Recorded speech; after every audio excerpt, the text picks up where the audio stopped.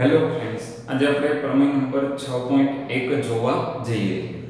સૌથી પહેલું વિધાન તમે યાદ રાખો કે જો ત્રિકોણમાં કોઈ એક બાજુને સમાંતર દોરેલી રેખા બાકીની બે બાજુઓને બે ભિન્ન બિંદુઓમાં છેદે તો તે બાજુ પર કપાતા રેખાખંડો ના ગુણોત્તર કેવો હોય છે? સમાન હોય છે.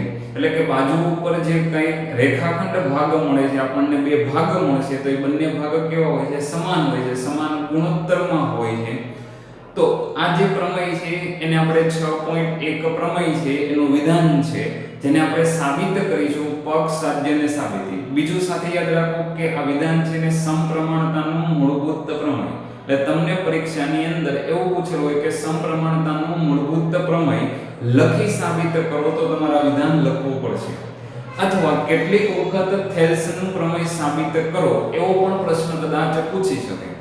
સાથે તમને એક પ્રશ્ન, તો કોમેન્ટ બોક્સની અંદર આ પ્રશ્નનો જવાબ લખજો કે થેલ્સના સૌથી પ્રિય શિષ્યનું નામ અથવા તો કોઈ જાણીતા શિષ્યનું નામ જણાવો. બરાબર? એની માટેનો એક પ્રશ્ન તમારે જવાબ લખવાનો રહેશે. થેલ્સે જે એકચ્યુઅલમાં એવું કીધેલું છે કે કોઈ પણ સમકોણિક ત્રિકોણ હોય તો એની બાજુઓના ગુણોત્તર કેવા હોય છે? સમાન હોય છે. થેલ્સનું વિધાન આ હતું અને એને આવી રીતે આપણે અત્યારે રજૂ કરીએ છીએ. તો આપણે હવે સૌથી પહેલા એની આકૃતિ દોરીએ અને પછી પક્ષ સાધ્ય અને સાબિતી તરફ જઈએ. અહીંયા આગળ કોની વાત કરેલી છે? તો કે ત્રિકોણની વાત કરી હતી, એટલે ત્રિકોણ દોરીએ છીએ. નામ આપી દો તો કે ત્રિકોણ છે ને આપણે ABC કહીએ. પછી એવું કીધું એક બાજુને તમે સમાંતર રેખા દોરો. એક બાજુ એટલે BC છે એને હું સમાંતર રેખા દોરું, જે બાકીની બે બાજુને શું કરશે? તો કે બે ભિન્ન બિંદુમાં છેદે. તો BC ને સમાંતર રેખા દોરી, જે બાકીની બે બાજુને શું કરે છે? બે ભિન્ન બિંદુમાં છેદે. એ જે બે ભિન્ન બિંદુમાં છેદે એને હું અનુક્રમે D અને E એવી રીતે નામ આપું છું. એટલે BC ને સમાંતર દોરેલી રેખા DE જે AB ને D બિંદુમાં અને AC ને E બિંદુમાં છેદે છે.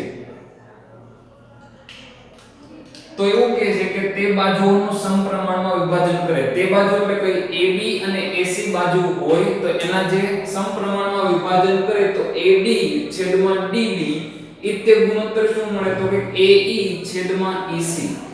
જ્યારે તમને એવું કહે છે સમપ્રમાણમાં વિભાજન કરે એટલે કે રેખાખંડનો ગુણોત્તર સરખો હોય, તો AD છેદમાં DB બરાબર AE છેદમાં EC, જે આપણે સાબિત કરવાનું છે.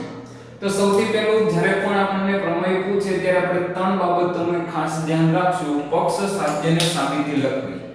પક્ષ એટલે આપેલી માહિતી થાય સાધ્યમાં જે સાબિત કરવાનું હોય છે, અને છેલ્લે પછી એની સાબિતી એટલે કે કઈ રીતે સાબિત થાય છે તે પ્રોસેસ લખીએ છીએ. તો પક્ષની અંદર તો કે અહીંયા આગળ વાત કરી હતી ત્રિકોણ ABC. ખાસ ધ્યાન રાખો, આનો વિધાન લખવાનું નથી, પણ આપણે જે આકૃતિનો ઉપયોગ કરીએ સાબિત કરવા માટે તેને આ વિધાનમાં આપણે સેટ કરતો જવાનું. ત્રિકોણ કીધું એટલે ત્રિકોણ ABC ની એક બાજુને સમાંતર એટલે BC ને સમાંતર, ત્રિકોણ ABC ની BC ને સમાંતર દોરેલી રેખા બાકીની બે બાજુ એટલે કઈ હોતી? AB અને AC. ત્રિકોણ ABC માં BC ને સમાંતર દોરેલી રેખા AB અને AC ને અનુક્રમે બે ભિન્ન બિંદુ એટલે AB ને D માં અને AC ને E માં છેદે છે, તો અનુક્રમે D અને E માં છેદે છે. એટલે અહીંયા આગળ જે આપણે ઉપરનું વિધાન છે એની અંદર આપણા નામને ફિટ કર્યા. જો તો ત્રિકોણ એટલે ત્રિકોણ ABC લઈ લીધો. એક બાજુ સમાંતર એટલે BC ને સમાંતર દોરેલી રેખા, બાકીની બે બાજુ એટલે AB અને AC, બે ભિન્ન બિંદુ એટલે કે D અને E. અહીંયા આગળ શબ્દ લખ્યો અનુક્રમ એટલે કે પહેલું નામ તમે AB લખ્યું તો AB ને ક્યાં છેદે છે? D બિંદુમાં. હવે સાધ્યની અંદર તો કે આપણે કઈ બાબતો લખીએ છીએ? તો કે હંમેશા એવી બાબતો કે જેથી ગુણોત્તર સરખો રહે. તો આ સમાંતર રેખા હતી, એના દ્વારા AD અને કયો ભાગ મળ્યો? તો કે DB.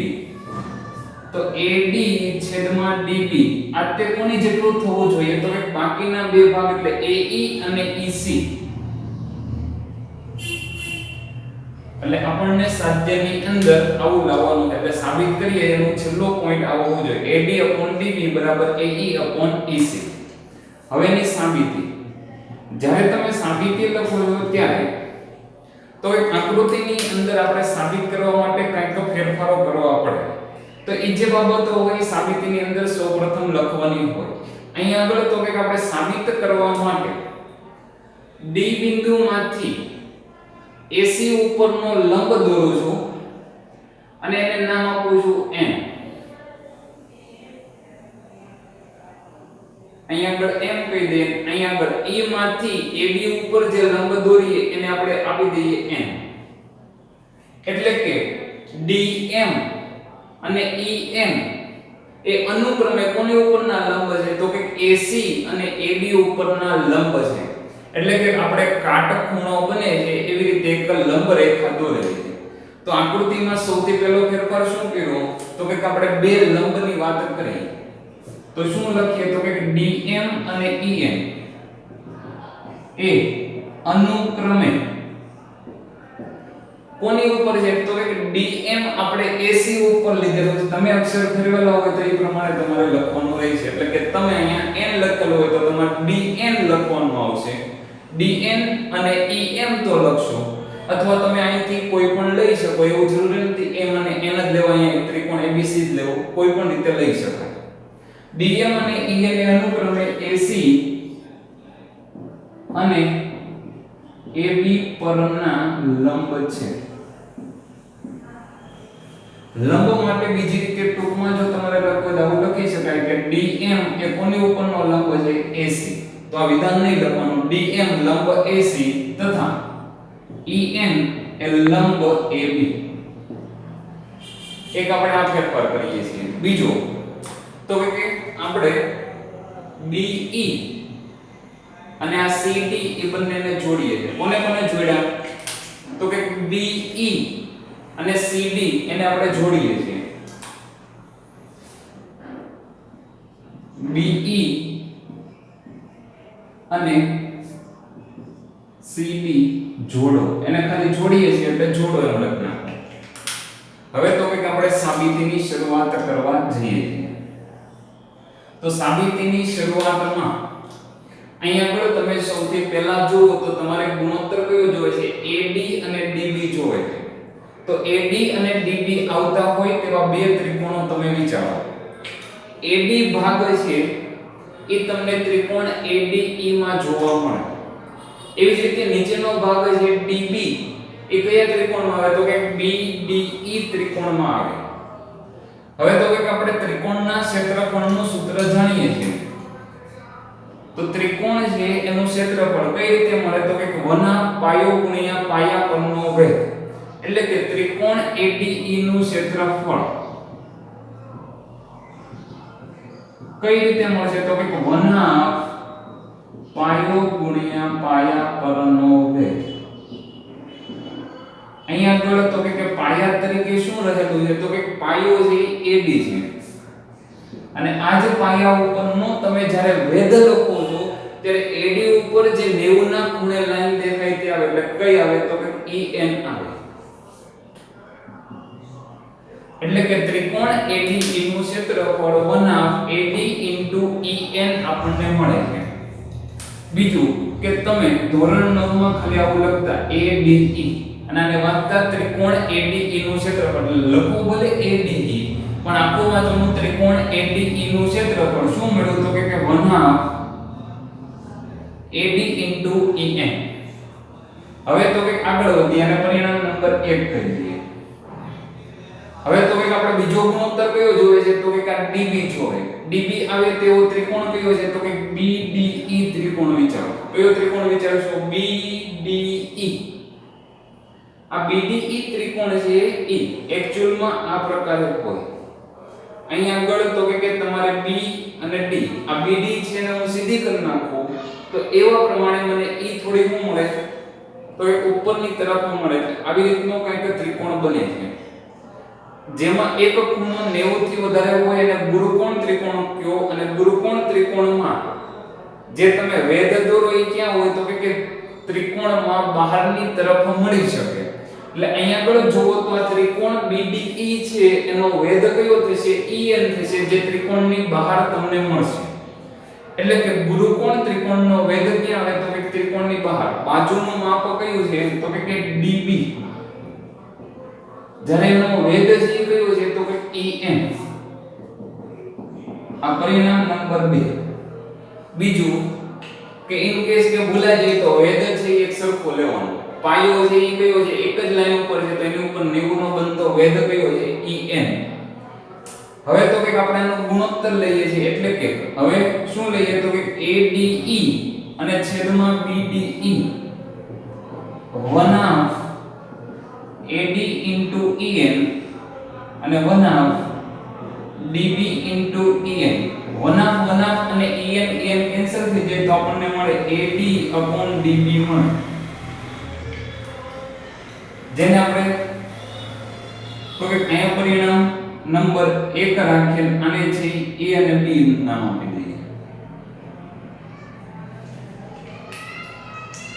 હવે આગળ તો કે એક બાજુ તમને જોવે છે ગુણોત્તર મળી ગયો બીજી બાજુનો હવે લાવવાનો તો AE જે ત્રિકોણમાં આવે છે તે ત્રિકોણ વિચારો તો ADE ત્રિકોણ થાય પણ પાયો હવે કયો લેવો પડે AE અને વેધ કયો લેવો પડે DN તો ફરીથી ત્રિકોણ ADE નું જ ક્ષેત્રફળ પરંતુ 1/2 પાયા તરીકે AE અને વેધ તરીકે DN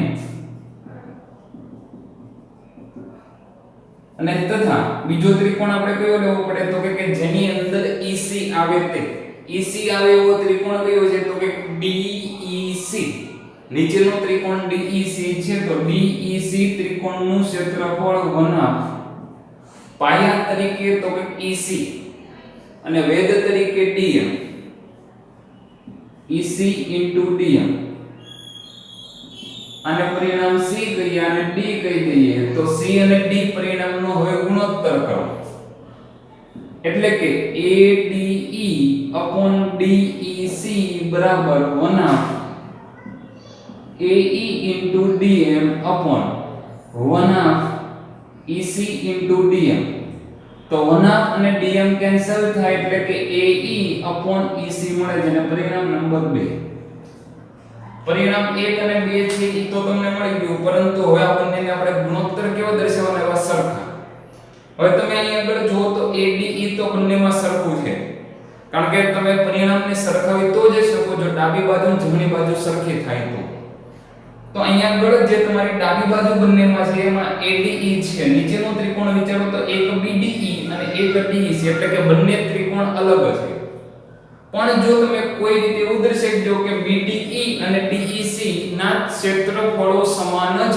હોય તો આપણે આ બંને ગુણોત્તરને સરખા દર્શાવી શકીએ કારણ કે તો ડાબી બાજુ સરખી થઈ જાય તો જમણી બાજુને સરખાવી શકાય તો એની માટે ધોરણ 9 ની અંદર એક વસ્તુ આપણે શીખ્યા હતા કે એક જ પાયા ઉપર બનતા ત્રિકોણ બે સમાંતર રેખાઓની વચ્ચે આવેલા હોય તો તેમના ક્ષેત્રફળ હંમેશા કેવા હોય સમાન હોય અહીંયા આગળ એક જ પાયો એટલે કયો છે DE તો એક જ પાયા DE પર એક જ પાયો DE પર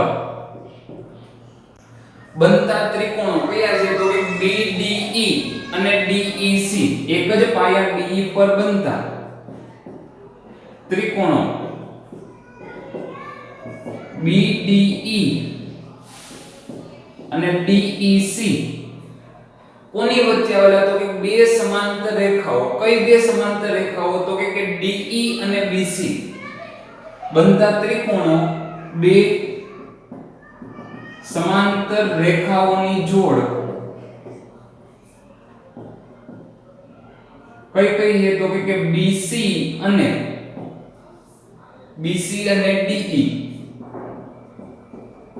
ની વચ્ચે આવેલ છે એટલે કે જો એક જ રેખા એક જ પાયો હોય અને બે સમાંતર રેખાઓની વચ્ચે જ્યારે ત્રિકોણ આવેલા હોય તો એને સમક્ષેત્ર કહેવાય એટલે કે BDE ત્રિકોણનું ક્ષેત્રફળ એ DEC ત્રિકોણના ક્ષેત્રફળ જેટલું જ થાય. એટલે કે હવે તમારો જુઓ તો ADE તો સરખો હતો, હવે BDE અને DEC પણ સરખો થઈ ગયો, તો ડાબી બાજુના ગુણોત્તર કેવા થઈ ગયા? સરખા થઈ ગયા. તો જમણી બાજુના ગુણોત્તર પણ કેવો હોય? સરખા. અને પરિણામ નંબર 3 કહી દો. પછી નીચે હવે તમારે લખવાનું 1 2 અને 3 પરથી શું મેળવવું? તો કે હવે તમારું જે સાધ્ય હોય ને લખ નાખો. સાધ્ય લખ નાખો એટલે કે AD/DB = AE/EC, અને અહીંયા આગળ આપણો પ્રમેય પૂરો થાય છે તે આપણે દર્શાવીએ. જો તમને આ પસંદ પડે તો જરૂરથી લાઈક અને કમેન્ટ કરો. જય હિન્દ, જય ભારત.